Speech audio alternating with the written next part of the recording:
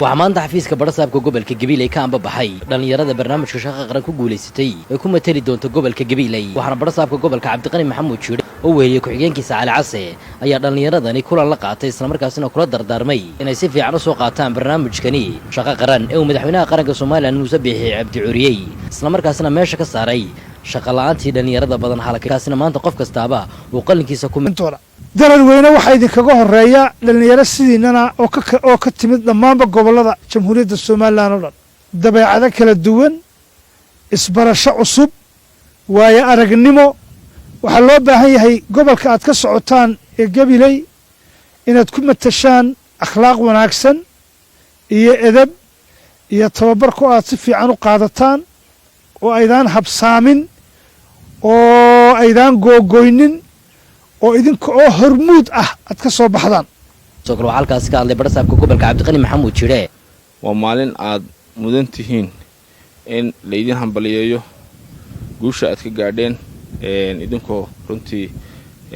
imtixaan ka soo baxay oo aan xulasho kale ku imaan meesha reer leedin ku soo xulin saaxiib leedin ku soo xulin qaraabo leedin ku soo xulin tulimo leedin ku soo xulin in walba qalinkiisa warqadiisa cad intuu qaatay oo qoray waxa laga qaarkiin in laba walaal haday doonto ku jirto in aad isku family noqotaan badankiinu transparency ku timaadeen halka taas wax ilaahay loogu mahadnaqo marka hambaliya mudantiin marka koobaad imika saasa ku tiin shaqaale qaranka maanta wixii ka dambeeya waxaad dhaafteen dadaalkiini intii badnayd halkana waxaad ku sii mari doontaan runtii saddex wax oo camba ugu tagi doontaan mar goboladii wadanka dhan baad ugu tagi doontaano idinka walaad kala kaxaynaya sarraha isdul saaran laba reer Gabiley sareer isdul saaran ma jiifsan doonto gobolo kala dabacad duwan kala dhaqan duwan kala aragti duwan ba u tageysaan isbarasho wanaagsan iyo isdhexgalka bulshada Soomaaliland baa number 1 halka ka ah tababar 3 bilood iyo ka badan bad qaadan doontaan oo waliba adag oo waxaweye in jilaac dhan ku harayo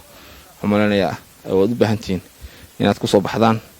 in hadhowna qarankiina u shaqeyn doontaan nool meeshii Ilaahay ku qoro umbu ka geel doonaa waa wax la mahadiyay barnaamijka shaqo qaran wuxuuna noqday barnaamijkii goobaad ee intii madaxweyne Musabix Cabdi uu xilka qabtay oo waliba barnaamijkan fikirkiisu ka yimid isagoo ka dhex guuxay fikirkiisu ka yimid markiiba uu runtii dhaqan gelintiisa iyo hawshiisa oo garan kartaan waxaan dadku u baran oo hawl adag loo arkayay oo mahirgale sala laha maanta taa lagu najaxay oo mahadcelin madaxweynaha runtii